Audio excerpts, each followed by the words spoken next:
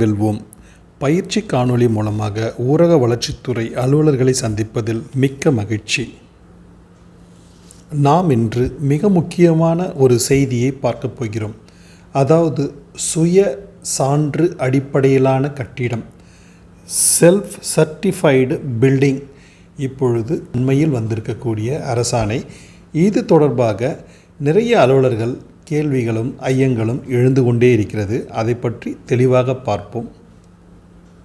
நமக்கு வழிகாட்டுவதற்காக வீட்டு வசதி மற்றும் நகர்ப்புற வளர்ச்சியை சேர்ந்த இந்த துறை வெளியிட்டிருக்கக்கூடிய ஒரு அரசாணை, அரசாணை எண் 133 18/7/2024 வெளியான ஒரு அரசாணை. இந்த அரசாணையில் நாம் 4 விதமான விவரங்களை பார்க்க போகிறோம். பொதுவாக செல்ஃப் சர்டிஃபைடு பில்டிங் அப்படின்னா என்ன என்பதை முதலில் பார்க்க போகிறோம். இரண்டாவது, இதனால் யார் பலனடைவார்கள், என்ன வரைமுறை வரை இதுக்கு தகுதி உள்ளவர் யார், தகுதி அற்றவர் யார், இதில் பயன்பெறுவதற்கான பயனாளிகளுக்கான தகுதிகள் பற்றியும் பார்க்க போகிறோம். முதலில் கம்பைன்டு பில்டிங் ரூல் என்று சொல்லக்கூடிய ஒருங்கிணைந்த கட்டிட விதிகளில் ஒரு திருத்தம் என்பது மேற்கொள்ளப்பட்டிருக்கிறது. Rule number 2 after sub rule 105 இந்த sub rule shall be inserted namely அப்படின்னு சொல்லி கொடுத்துருக்காங்க. இந்த 105வது பிரிவில் என்ன சொல்லியிருக்காங்க, self certification means self certification or declaration issued by the applicant to effect that building plan and site plan for the construction or reconstruction of self-certified building or the accordance with the provision of act or rule made thereunder or any other law for the time being in force அப்படின்னு சொல்லி கொடுத்துருக்காங்க. இதில் எது மாதிரியான கட்டிடங்கள் அப்படின்ற கேள்விகள் உங்களுக்கு வந்து கொண்டு இருக்கும்.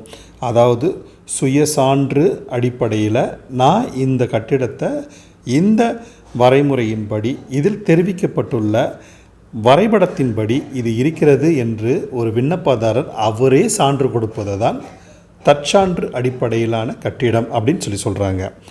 அதில் எந்த அளவு அப்படின்னு சொல்லி பார்க்கும் பொழுது பாருங்கள், plot area 2500 square feet, built up area 3500 square feet.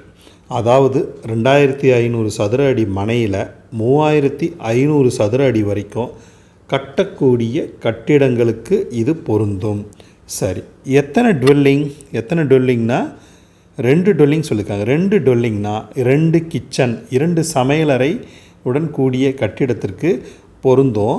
அந்த கட்டிடம் என்பது கிரவுண்டு மட்டும் இருக்கலாம், ground plus 1 floor up to maximum 7 metre height அப்படின்னு சொல்லியிருக்காங்க. அதாவது ஜி மட்டும் கட்டினா ஓகே, கிரவுண்ட் ஃப்ளோர் மட்டும் கட்டினா ஓகே. இல்லை நான் G+1 தரைத்தளமும் முதல் தளமும் கட்டுறேன் அப்படின்னா இது ஓகே அப்படின்னு சொல்கிறாங்க. சரி, இதில் இது மாதிரி கட்டக்கூடிய பில்டிங்கில் எத்தனை கிச்சன் இருக்கலாம்னு சொன்னால் 2 கிச்சன் இருக்கலாம். சரி, இந்த பில்டிங்குடைய ஹைட்டு எவ்வளோ இருக்கலாம்னு கேட்டிங்கன்னா மேக்ஸிமம் 7 மீட்டர் ஹைட் இருக்கலாம் அப்படின்னு சொல்கிறாங்க. ஏற்கனவே சொன்னது தான் 2500 ஸ்கொயர் ஃபீட் வந்து இடம் மேக்ஸிமம், அது பில்டப் ஏரியா 3500 ஸ்கொயர் ஃபீட் இதற்குள்ளே இருக்குது அப்படின்னு சொன்னால் இந்த திட்டம் பொதுமக்களுக்கு உதவும், பயன்பெறலாம் அப்படின்னு சொல்கிறாங்க. சரி, இதை யார் பண்ணலாம், எப்படி பண்ணலாம் அப்படி என்பதற்கு ஒரு விதிமுறைகளும் போட்டிருக்காங்க. Rule number 6 after sub rule 1 இதில் போட்டிருக்காங்க பாருங்கள். Rule number 35 for purpose of the obtaining planning permission and building permission for self-certified building, the applicant who should be the owner of the land, உரிமையாளராக இருக்கலாம் 1. 2 லீஸ் ஹோல்டர் குத்தகைதாரராக இருக்கலாம். 3 power of attorney holder அதிகாரம் பெற்றவராக இருக்கலாம். யார் இந்த லேண்டில் கட்டுவதற்கு அதிகாரம் பெற்றவரோ அவர் ஆன்லைன் மூலமாக விண்ணப்பிக்கணும். நேரடியாக விண்ணப்பிக்க முடியாது, ஆன்லைன் மூலமாக விண்ணப்பிக்கணும்னு சொல்லியிருக்காங்க. செல்ஃப் சர்டிஃபிகேஷன் மாடியூலில் போயிட்டு இதை விண்ணப்பிக்கணும் அப்படின்னு சொல்கிறாங்க. சரி, அப்படி நம்ம விண்ணப்பிக்கும் பொழுது என்ன மாதிரியான தகுதிகள் வேண்டும், என்ன மாதிரியான தகுதிகள் இல்லாமல் இருந்தால் கிடைக்காது அப்படி என்பதை பற்றியும் அடுத்தது பார்க்க போகிறோம். ஏற்கனவே சொன்னது மாதிரி இந்த அளவுக்கு மேலே இருந்தால் கிடைக்காது ஒன்று. சரி, யாருக்கு கிடைக்கும் அப்படின்னு சொல்லும் பொழுது பார்த்திங்கன்னா தெளிவாக புரிஞ்சுங்க. அப்ரூவ்டு லேஅவுட்டுக்குள்ளே பிளாட் வச்சுருந்தா கிடைக்கும். இது ஒன்று. Layout ரெகுலரைஸ்டு under the Tamil Nadu regularisation unapproved layout and plots rule 2017. Unapproved லேஅவுட்டை regularise பண்ணியிருந்தால் அவங்களுக்கு கிடைக்கும். சப்டிவிஷன் பிளான்னா 8 மனை உட்பிரிவுக்கு உள்ளே இருப்பது சப்டிவிஷன் பிளான் சொல்லுவாங்க. அப்படி சப்டிவைட் பண்ணியிருந்தால் கிடைக்கும். நத்தம் and those plot registered by the deed before 20/10/2016 eligible to make application under the self certification scheme. 1. அதாவது மனைப்பிரிவு, அனுமதி உள்ள மனைப்பிரிவு, அங்கீகரிக்கப்பட்ட மனைப்பிரிவில் இருந்தால் கிடைக்கும். நம்பர் 2, அன்அப்ரூவ்டு லேஅவுட்டு வரன்முறைப்படுத்தக்கூடிய திட்டத்தில் இருந்தால் கிடைக்கும்.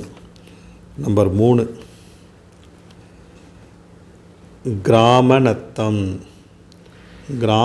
பட்டா வச்சுருக்கார், அவருக்கு கிடைக்கும். நம்பர் 4, சப்டிவிஷன் பண்ணி அப்ரூவல் வாங்கியிருக்கார், அவருக்கு கிடைக்கும். நம்பர் 5, 20/10/2016 முன்னாடி மனை இல்லை பிளாட் இது மாதிரியான பேரில் சேல் டீட் செய்திருந்தால் 20/10/2016 முன்னாடி சேல் டீட் செய்திருந்தால் அரசாணையின்படி இவர்கள் இதில் பலனடைவதற்கு தகுதி உள்ளவர்களாக இருப்பாங்க அப்படின்னு சொல்லியிருக்காங்க. சரிப்பா, அதெல்லாம் சரி. யார் தகுதி இல்லாதவங்க அப்படின்னு சொல்லி கேட்டால்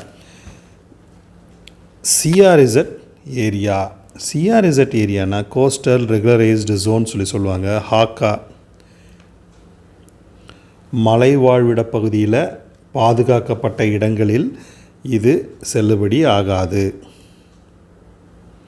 என்று எதில் சொல்லியிருக்காங்கன்னு சொல்லி கேட்டால் தமிழ்நாடு கம்பைன்டு பில்டிங் ரூலில் சொல்லியிருக்காங்க. அதனால் இதில் செய்ய முடியாது, இதில் எலிஜிபிள் ஆகாது.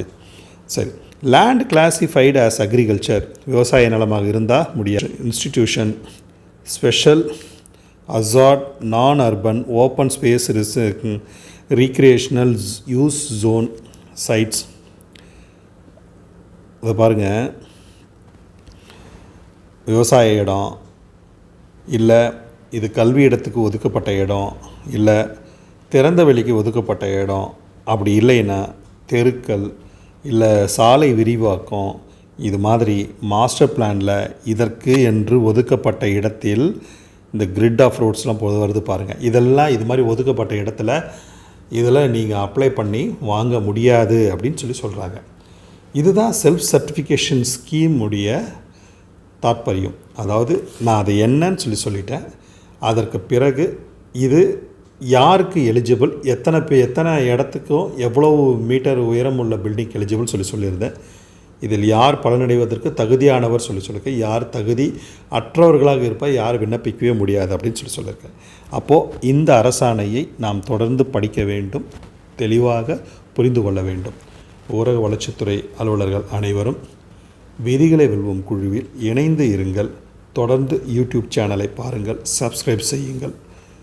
பலனடைவீர். நன்றி, வணக்கம்.